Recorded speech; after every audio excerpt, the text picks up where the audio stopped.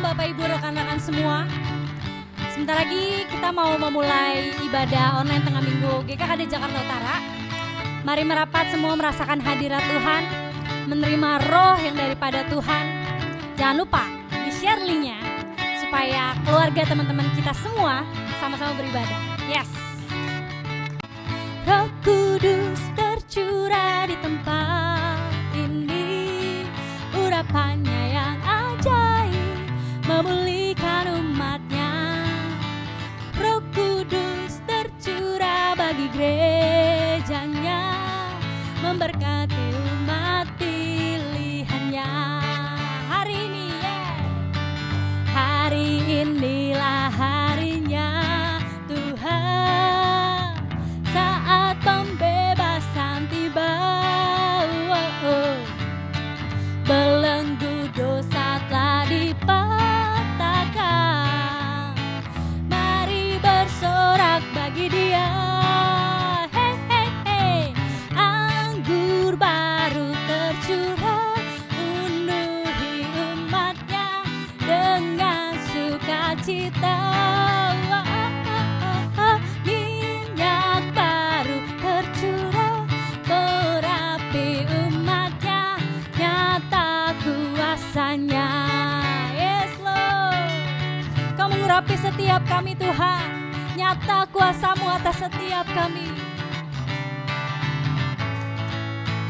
Roh Kudus tercurah di tempat ini, urapannya yang ajaib memulihkan umatnya.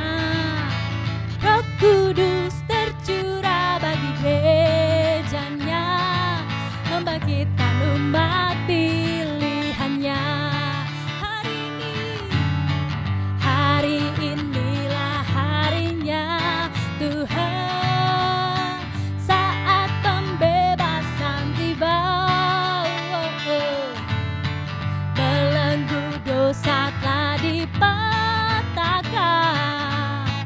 mari bersorak bagi Dia. Hey, hey, hey, hey. Anggur baru tercurah, penuhi umatnya dengan sukacita. Minyak baru tercurah, penuhi umatnya, nyata kuasanya. Katakan sekali lagi yo. Anggur baru tercurah, penuhi umatnya dengan sukacita. Minyak baru tercurah, urapi umatnya, nyata kuasanya. Nyata kuasanya, nyata kuasanya.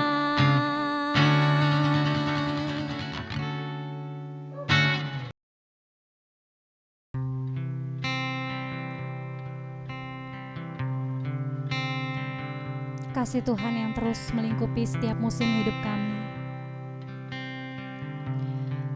Setiap penyertaan-Mu Tuhan yang begitu nyata atas kami Tuhan. Di setiap badai hidup kami, dalam suka, di dalam duka kami Tuhan.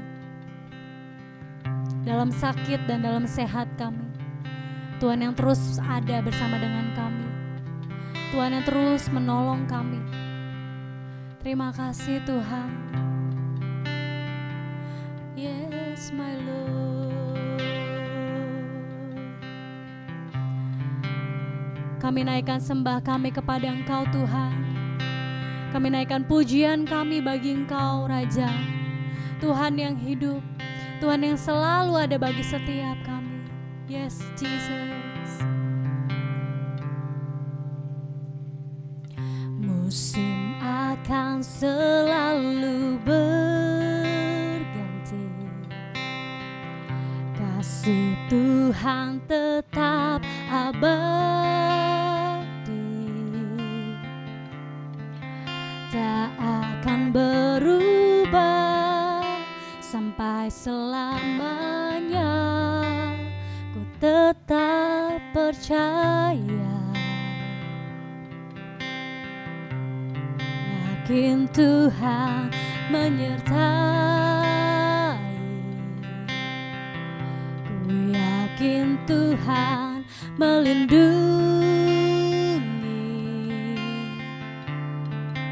Burung di udara Tuhan pelihara karena kasih-Nya.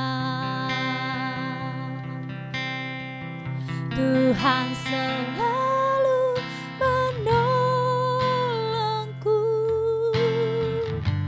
selalu menjagaku.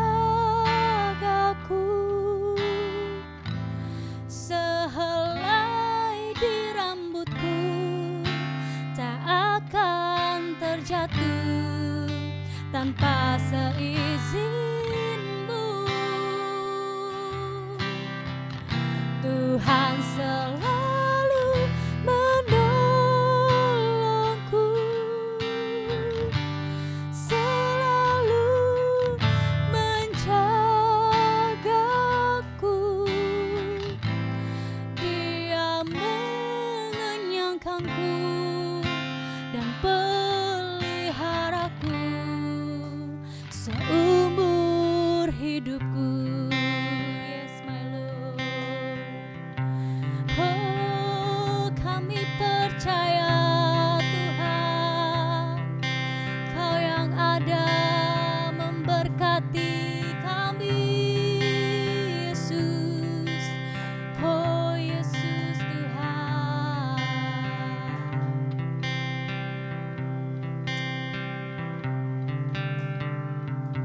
Musim akan selalu berganti, kasih Tuhan tetap abadi, tak akan berubah sampai selamanya. Ku tetap percaya.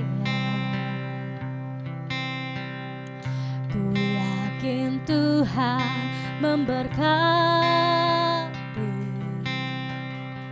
Ku yakin Tuhan melindungi.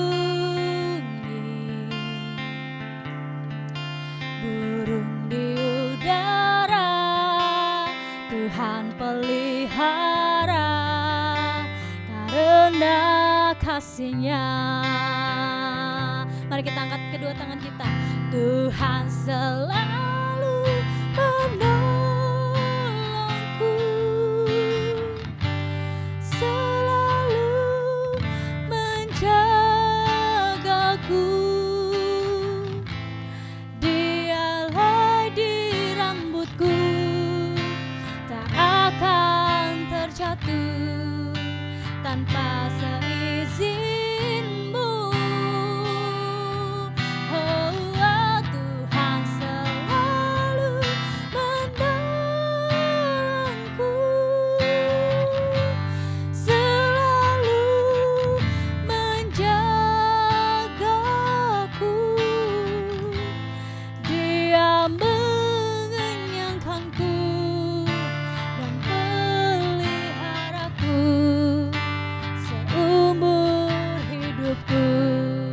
Oh Yesus, Tuhan selalu menolongku,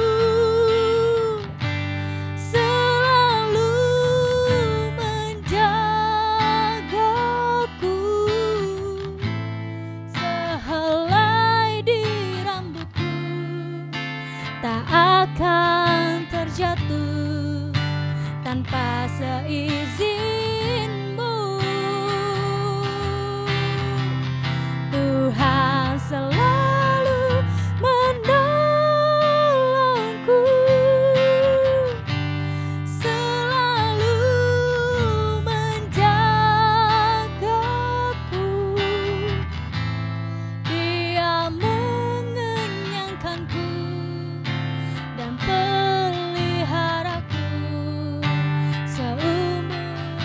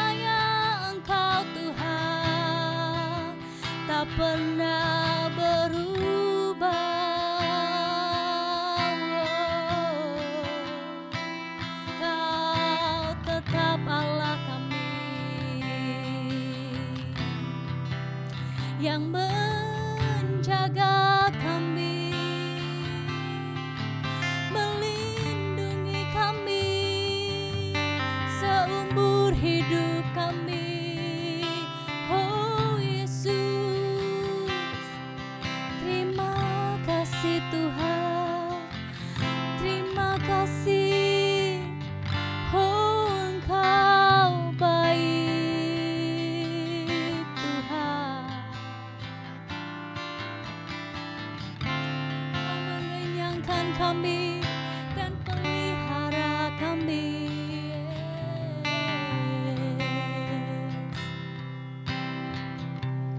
Dia mengenyangkanku dan peliharaku seumur hidupku. Oh, Dia mengenyangkanku dan peliharaku seumur hidupku. Oh, yes Lord.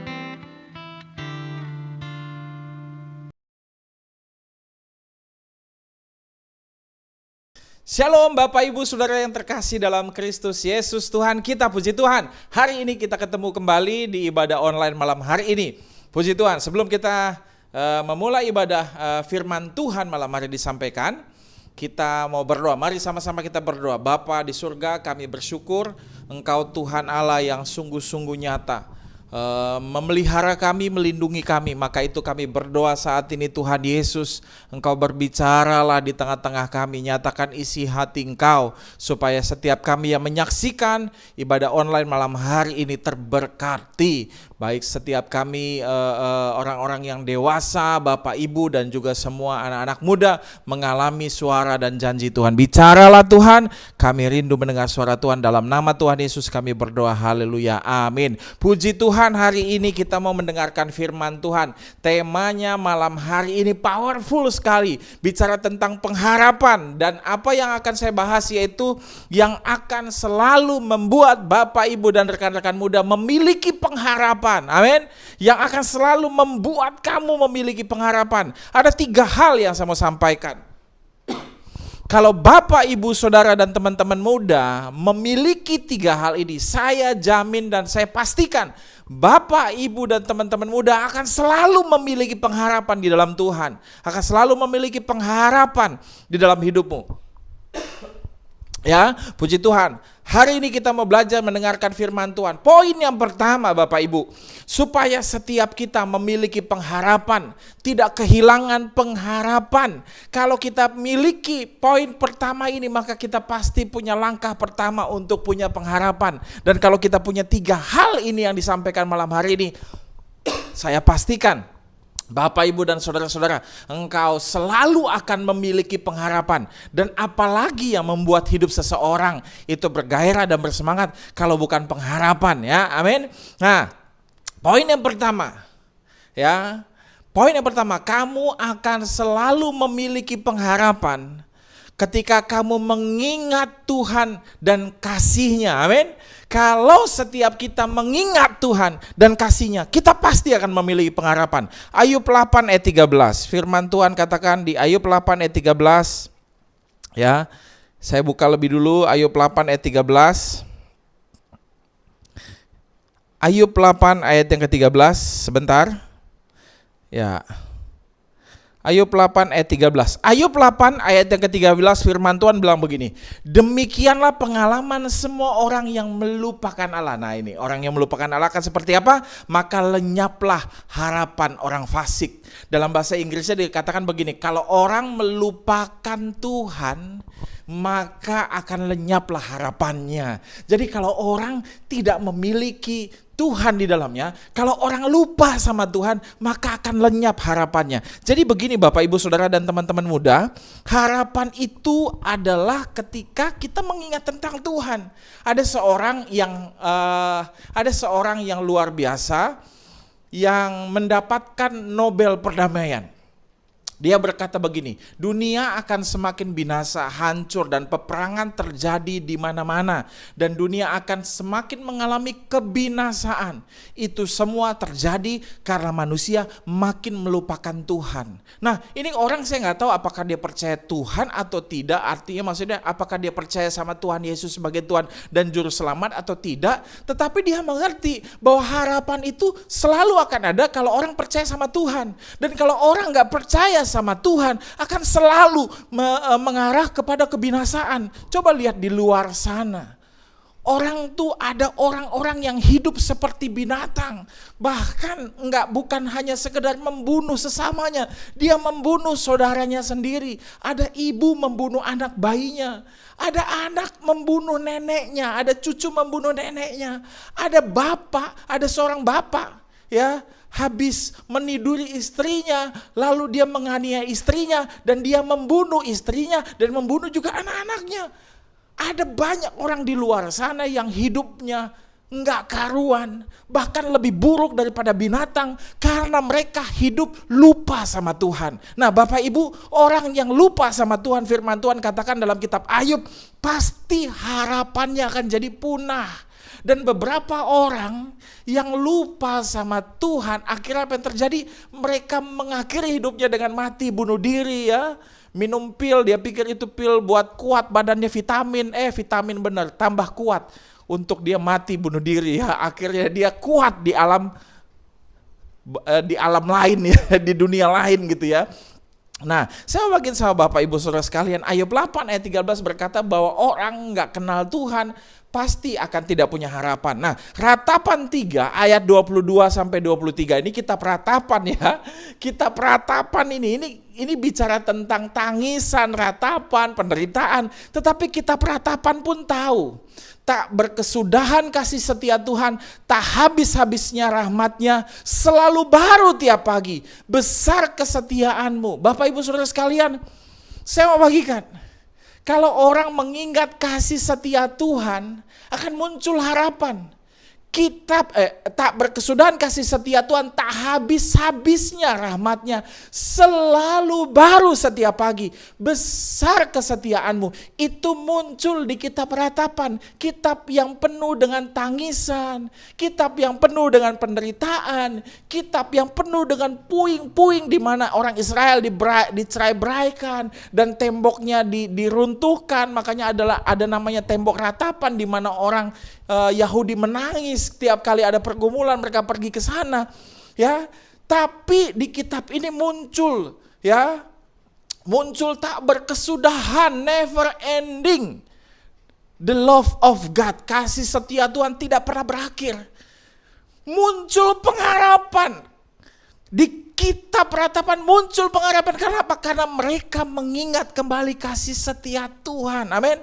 Ya, Bapak Ibu yang pertama, Bapak Ibu dan rekan-rekan muda, kita akan selalu memiliki pengharapan yang akan selalu membuat kita memiliki pengharapan. Saya jamin Bapak Ibu, kalau Bapak Ibu tidak akan pernah kehabisan pengharapan.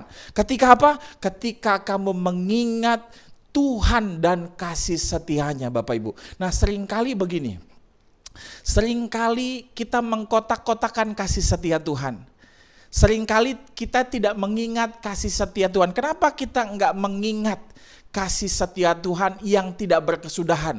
Bapak Ibu dan teman-teman muda, kasih setia Tuhan itu enggak berkesudahan. Tetapi kenapa kita kok tidak mengalami kasih setia Tuhan yang tidak berkesudahan? Kita cuma mengalami kasih setia Tuhan yang sebentar-sebentar saja. Dan kebanyakan kita mengalami kasih setia Tuhan waktu kita baik-baik saja. Kenapa kok kita nggak mengalami kasih setia Tuhan yang tidak berkesudahan? Karena kita sering lupa mengingat kasih setia Tuhan waktu kita sulit. Ya kan? Kita sering kali mengingat kasih setia Tuhan, kita bilang, wah Tuhan baik, waktu semua keadaan baik-baik saja. Jadi poinnya masalah begini, kita suka mengkotak-kotakan kasih setia Tuhan. Makanya kita nggak mengalami kasih setia Tuhan yang tidak berkesudahan. Kita sering kali kotak-kotakin kasih setia Tuhan. Waktu kita digaji dan diberkati dengan baik, kita bilang, wah Tuhan baik. Tapi waktu kita kekurangan gaji, waktu kita harus dipotong gajinya, waktu bahkan kita kehilangan pekerjaan dan nggak dapat gaji, kita merasa aduh kayaknya kasih setia Tuhan nggak kita alami ya, kayaknya Tuhan jauh, kayaknya benar nggak ya Tuhan mengasihi. Nah itu yang membuat kita nggak mengalami kasih setia Tuhan yang tidak berkesudahan. Kalau kita pengen mengalami terus menerus pengharapan Tuhan, kalau kita rindu ya bagaimana caranya untuk membuat selalu kita memiliki pengharapan, yaitu kita belajar mengingat Tuhan dan kasih setia Tuhan. Jangan kotak-kotakan kasih setia Tuhan dalam kotak-kotak kehidupanmu. Waktu kamu lagi susah, kamu bilang, oh Tuhan itu di mana ya Tuhan gak baik. Tapi waktu kamu lagi baik-baik saja, kamu bilang, oh Tuhan baik. Itu yang membuat saudara dan saya tidak mengalami kasih setia Tuhan. Ya, Maka itu saya mau bagikan, yuk kita belajar sama-sama, katakan sama diri kita, kasih setia Tuhan tidak berkesudahan dalam hidup saya, tidak pernah habis-habisnya, selalu baru setiap pagi, besar kesetiaanmu Tuhan, amin. Ya, nah itu poin pertama, ingat Tuhan dan kasihnya dan kesetiaannya, amin. Yang kedua, yang membuat Bapak Ibu pasti akan selalu memiliki pengharapan, saya jamin. Bapak Ibu, kalau kita punya 3 hal ini dan yang kedua kita akan belajar, kita pasti punya pengharapan. Yang kedua adalah merenungkan dan memperkatakan firman-Nya. Merenungkan dan memperkatakan firman-Nya. Yosua 1 ayat ke-8. Janganlah engkau lupa memperkatakan kitab Taurat ini, tetapi renungkanlah itu siang dan malam, supaya engkau bertindak hati-hati sesuai dengan segala yang tertulis di dalamnya. Sebab dengan demikian perjalananmu akan berhasil dan engkau akan beruntung. Puji Tuhan. Bapak Ibu Saudara sekalian dan teman-teman muda semua, Yosua 1 ayat 8 itu adalah suara Tuhan langsung kepada Yosua. Tuhan bilang jangan lupa memperkatakan kitab Taurat ini. Ya kalau sebelum diperkatakan harus dibaca dulu ya, direnungkan dulu. Tetapi renungkanlah itu siang dan malam, direnungkan, perkatakan dan direnungkan. Dan waktu diperkatakan, direnungkan, firman Tuhan katakan, dengan demikian perjalananmu akan berhasil dan kau akan beruntung. Bapak Ibu mesti tahu loh, bagaimana ayat ini diucapkan sama Tuhan kepada Yosua. Waktu Tuhan mengucapkan kepada Yosua firman ini, Yosua di dalam ketakutan. Yosua di dalam mungkin rasa yang tidak mampu. Sampai-sampai Tuhan bilang jangan teguhkan dan kuatkanlah hatimu. 3 kali Tuhan berbicara di kitab Yosua 1. Karena Yosua mungkin merasa tidak teguh hatinya. Sampai Tuhan berkata teguhkan dan kuatkan hatimu. Ya, Yosua merasa aduh saya bisa atau enggak ya. Tetapi Tuhan bicara di kondisi seperti itu kepada Yosua. Tuhan memberikan pengharapan dan pengharapan itu muncul melalui ketika kamu memperkatakan firman Tuhan dan merenungkannya. Amin. Dan kalau kita memperkatakan dan merenungkannya, firman Tuhan katakan dengan demikian. Nah, ada janji di situ. Orang berharap karena ada janji kan. Nah, maka itu ada janji Tuhan. Janji Tuhan perjalananmu. Nah, ya. Kita bisa bilang perjalananmu ini bicara tentang kehidupan kita. Perjalananmu akan berhasil dan akan beruntung. Bicara tentang perjalananmu, bicara tentang kehidupan kita. Dari kita kecil sampai dipanggil Tuhan. Hidup yang akan menjadi hidup yang sukses, diberkati Tuhan. Hidup yang bahkan Alkitab katakan beruntung. Kalau saudara ya berhasil dari pagi sampai siang sampai malam belajar ya, buat teman-teman muda nih, dari pagi, siang, malam belajar ya selama 1 minggu, lalu minggu depannya ujian berhasil nilainya dapat 9,9. Boh. Tapi ada orang yang mungkin nggak tahu minggu depan lagi ujian, dia nggak belajar. Ya, dia belajar aja dari kelas-kelas yang sebelumnya, yang hari-hari dia belajar, dia nggak ngulang-ngulang lagi, dia nggak tahu, dia kelupaan, minggu depan langsung ujian. Lalu selesai ujian, dia menerima kabar bahwa nilainya dapat 10. Nah, itu beruntung namanya ya. Itu beruntung namanya. Waduh, nggak belajar, yang lain pada mati-matian belajar gitu ya. Dia nggak belajar, lalu dia bisa dapat 10. Wah, itu namanya beruntung. Nggak tahu gimana caranya, apa dia jawabnya ngitung kancing ya. Ya, aku anak Tuhan gitu ya. Dapat akhirnya dia tulis, oh nih kancing paling atas A, kancing yang kedua B, mungkin gitu. Tapi saya nggak ajarkan, saya nggak sarankan teman-teman untuk nggak belajar. Beruntung itu tidak selalu datang setiap waktu, tapi berhasil bisa kita dapati setiap waktu dengan kita berusaha dengan sebaik mungkin di hadapan Tuhan dan Tuhan yang memberikan keberhasilan.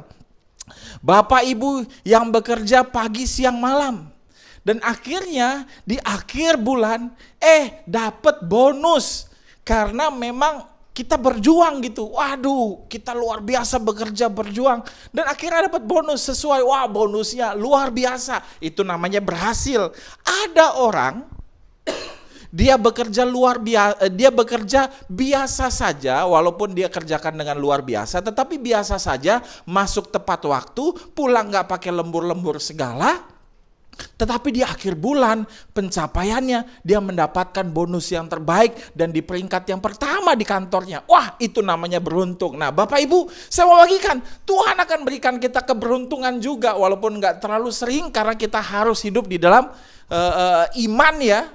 Nanti Tuhan akan set keberuntungannya. Dan saya percaya bahkan Tuhan bisa berikan keberuntungan setiap hari juga kalau kita mau, tetapi saya percaya keberuntungan dari Tuhan tidak pernah membuat kita menjadi malas, bahkan membuat kita semakin semangat untuk mengikut Tuhan, semakin rajin untuk bekerja, amin. Nah, saya mau bagiin sama Bapak Ibu Saudara sekalian, Yosua akhirnya memiliki pengharapan dan dia maju berperang, bahkan dia mengalahkan kota Yeriko, meruntuhkan tembok Yeriko, salah satu kota yang paling kuat temboknya, berkubu-kubu. Nah, saya mau bagiin sama Bapak Ibu Saudara sekalian, itulah kenapa kita akan selalu punya pengharapan ketika kita merenungkan dan memperkatakan firman Tuhan.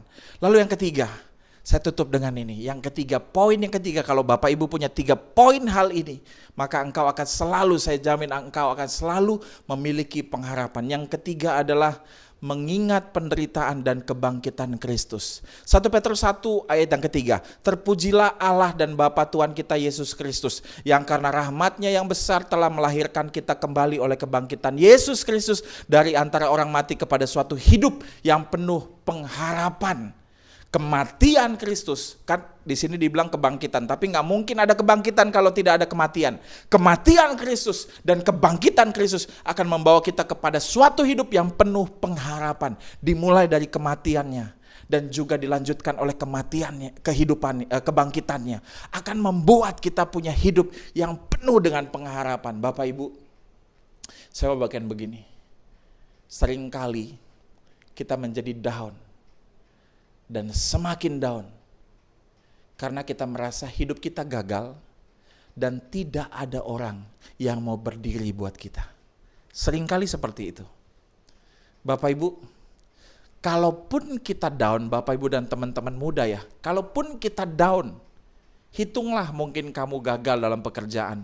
Hitunglah mungkin kamu dipecat oleh di pekerjaanmu. Hitunglah mungkin bisnismu bangkrut. Hitunglah mungkin pernikahanmu gagal dan kau harus berpisah dengan pasanganmu karena memang pasanganmu yang meninggal engkau. Karena kalau memang harus berpisah, jangan kamu yang meninggalkan, saya sarankan. Ya, memang kamu karena ditinggalkan pasanganmu, kamu harus bertahan. Tapi saya mau bagikan, mungkin kamu gagal dalam studi kamu gagal dengan keluarga kamu, tapi satu hal, selagi ada orang yang mau berdiri buat kita akan tetap selalu bangkit, walaupun kadangkala sulit.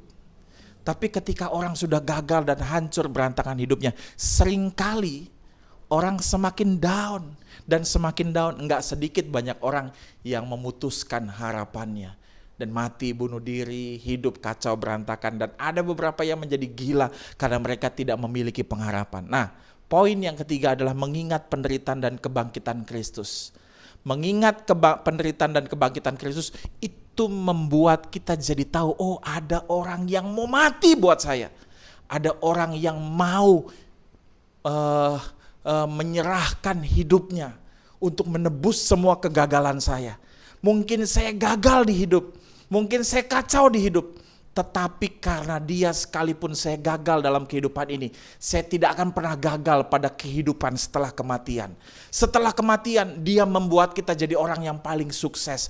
Hidup dalam kekekalan, nggak pernah kekurangan, nggak pernah punya sakit penyakit. Karena apa? Karena kita tahu, kita mengingat bahwa dia mau mati buat kita. Bapak Ibu, selagi kita menyadari bahwa ada orang yang mau berdiri buat kita, orang yang membela hidup kita, maka kita mengerti bahwa kita akan selalu punya pengharapan. Saya mau sampaikan begini, mungkin hidupmu helpless. Mungkin kamu begini, ya mungkin ada beberapa orang dalam kondisi saya sudah mengingat Tuhan, saya percaya kok Kak ada Tuhan, saya percaya kok Pak kasih setia Tuhan, saya sudah merenungkan firman Tuhan, tapi saya nggak tahu bagaimana hutang saya untuk dilunasi, saya nggak tahu bagaimana kehidupan saya nggak tahu bagaimana sakit saya, kok nggak sembuh-sembuh, kok nggak lunas-lunas. Mungkin kamu helpless. Tapi kalau kamu tahu bagaimana Yesus mati dan bangkit buat kamu, sekalipun kamu helpless, kamu gak akan hopeless. Amin. Kamu gak akan hopeless. Saya lihat ada banyak anak Tuhan, mereka gak punya lagi, gak ada jalan keluar, udah buntu. Tapi saya perhatikan, mereka tetap setia. Dan hari ini mereka tetap punya pengharapan, maksud saya seperti itu. Dan hari ini mereka melihat janji Tuhan. Bapak Ibu, seringkali saya melayani terlalu exhausted, terlalu lelah, terlalu capek. Bahkan kadangkala saya melayani sampai lupa saya melayani itu sekedar rutinitas. Dan saya sudah kelelahan, kecapean.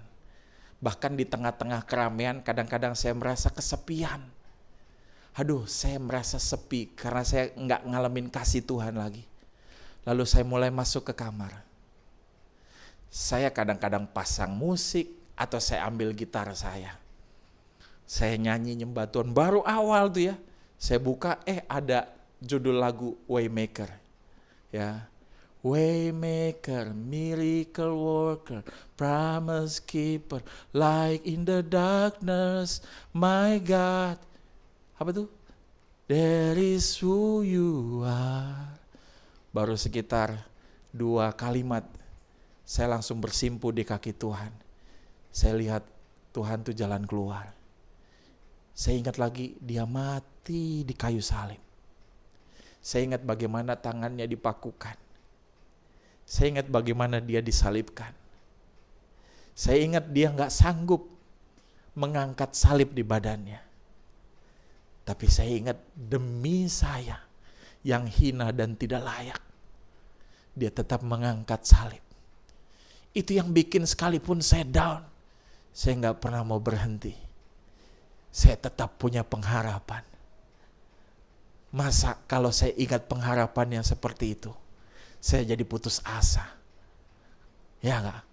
Keputusasaan macam apa yang bisa menghampiri saya? Ketika saya bersimpuh, air mata saya berlinangan. Saya kembali lagi punya pengharapan. Keputusasaan enggak berani menghampiri saya. Karena saya dipenuhi dengan memori akan Kristus, penderitaannya dan kebangkitannya. Ada satu tayangan sedikit bagaimana seorang wanita yang bertemu dengan Tuhan. Dan dia baru pertama melihat Tuhan, dia mengingat bagaimana Yesus mati menderita, langsung air matanya terjatuh. Kita lihat sebentar, 1-2 menit ini. Kenapa gak pindah keyakinan aja lo? Makasih pertanyaannya. Aku beli 3 buku ini, dan nih yang 2 masih tersegel, aku masih baca yang ini. Gitu. Sebenarnya alasan terkuat aku beli buku itu juga bukan karena fix mau pindah agama nih. Tapi ini semua berawal dari rasa kagum aku, rasa nyaman aku dengan apa yang aku tahu tentang Yesus. Jadi aku kepo gitu. Mungkin itu yang bikin aku tinggi toleransi ya. Apalagi waktu itu aku sempat nonton film Passion of the Christ. Kebetulan waktu Jumat Agung aku live streaming, terus ada salah satu viewersku yang ngasih tahu, coba nonton ini deh kalau kamu pengen tahu soal Yesus. Nah aku nonton dengan tangisan yang luar biasa. Di situ aku tersadar, oh ini alasannya kenapa pengikut Kristus itu seperti ini. Aku gak bilang agama lain itu buruk. Karena aku percaya semua agama itu mengajarkan kebaikan, hanya mungkin caranya berbeda-beda dalam mengajarkan itu semua. Tapi jujur setelah nonton film Passion of the Christ itu, aku kayak ngerasa luar biasa ya pengorbanannya. Aduh, yang udah pernah nonton filmnya pasti paham deh pedihnya. Aduh, aku langsung keinget gimana perjuangan Yesus buat buat umatnya gitu. Aku nggak ngerti nyebutnya gimana, sorry. Cuman aku kayak ngerasa pedih banget ya. Dia tahan dipukul, disiksa gitu kan. Dan alasan dia tahan dari itu semua karena ya dia memang inilah kebenarannya, ini yang memang harus dia lewatin, dan itu semua dia sudah tahu dari awal dia muncul gitu. Jadi ya udah dia jalanin semua. Dan yang luar biasanya ketika dia sudah disalibkan, dia ada ngomong gini, Bapak ampuni mereka karena mereka tidak tahu apa yang mereka lakukan. Itu pedih banget.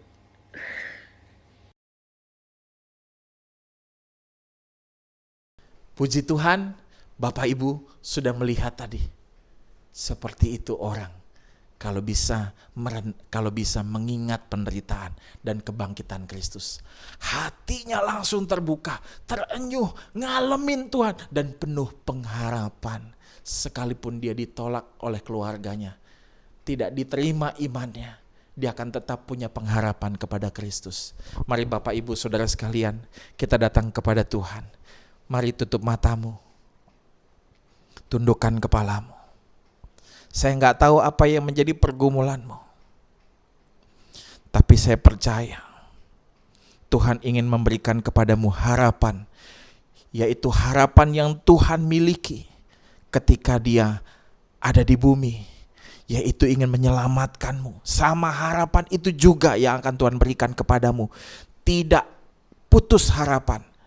Kalau 3 hal ini Bapak Ibu dan teman-teman muda miliki, engkau tidak akan pernah menjadi orang yang kehilangan harapan. Engkau akan selalu miliki pengharapan. Maka itu mulai hari ini, komit untuk setiap hari mengingat Tuhan dan kasih setia-Nya. Komitmen untuk merenungkan dan memperkatakan firman Tuhan setiap waktu. Komitmen untuk mengingat penderitaan Tuhan dan kebangkitannya, bagaimana Dia mati di kayu salib buat saudara dan saya. Dan hari ini kalau ada di antara Bapak Ibu Saudara sekalian yang mengalami sakit penyakit, yang mengalami gagal dalam pekerjaanmu, dalam rumah tanggamu, engkau mengalami stagnasi apapun masalahmu, saya mau berdoa buat Bapak Ibu, angkat tanganmu. Buat teman-teman muda juga angkat tanganmu di tempat. Bapak hamba berdoa berkati mereka yang mengangkat tangannya. Curahkan kasih-Mu yang akan membuat mereka selalu mengingat Tuhan. Dan curahkan juga Tuhan kerinduan untuk mereka merenungkan dan memperkatakan firman Tuhan. Dan buat mereka boleh masuk Tuhan kepada memori akan penderitaan dan kebangkitan Kristus. Mari Tuhan, kalau ada juga Bapak Ibu Saudara sekalian yang belum pernah mengundang Tuhan Yesus masuk dalam hatimu dan engkau rindu mengundang Dia masuk dalam hidupmu, menjadikan Tuhan dan Juru Selamat. Mari Bapak Ibu dan rekan-rekan muda, mari datang, buka hatimu, angkat tanganmu di tempat. Ikuti doa saya, katakan, Tuhan Yesus, saya orang berdosa, ampuni saya Tuhan. Saat ini Tuhan Yesus, saya buka hati saya. Saya mengundang Engkau Tuhan Yesus. Masuklah dalam hati saya. Jadilah Tuhan dan Juru Selamat di dalam hidup saya. Tuhan Yesus, saya percaya Engkau sudah mati dan bangkit pada hari ketiga 2000 tahun yang lalu untuk menyelamatkan saya. Saya percaya kalau saya mati, saya pasti masuk kerajaan surga. Dan saya sudah selamat. Terima kasih Tuhan. Di dalam nama Tuhan Yesus, kami berdoa dan mengucap syukur. Haleluya, sama-sama katakan Amin. Puji Tuhan, kita sudah selesai firman Tuhan dan ibadah online malam hari ini. Oke, tetap semangat, tetap berjaga-jaga dan tetap memiliki pengharapan. Sampai ketemu di ibadah online berikutnya. Tuhan Yesus memberkati setiap bapak, ibu, anak-anak muda semua dan rekan-rekan. Tuhan Yesus memberkati setiap kita.